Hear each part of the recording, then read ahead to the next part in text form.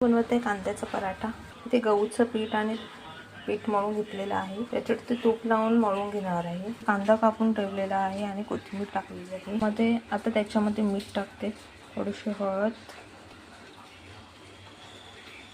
लाल तिखट मसाला टाकले, थोडीशी धनिया पावडर, सर्व आता मिक्स करून घेणार आहे। वरून चीज टाकलेलं सगळं मिक्स करून घ्यायचं आहे। मिक्स झालेलं आहे। त्यामध्ये थोडीशी हळद टाकलेली म्हणून थोडा पिवळसर झालेला आहे।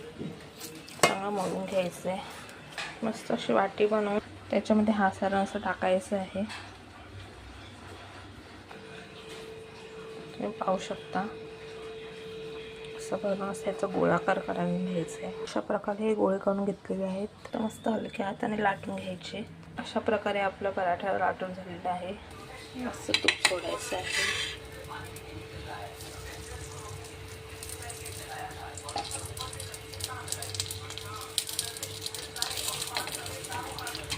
अशा प्रकारे आपले पराठे बनवून रेडी झालेले आहेत। तुम्ही पाहू शकता।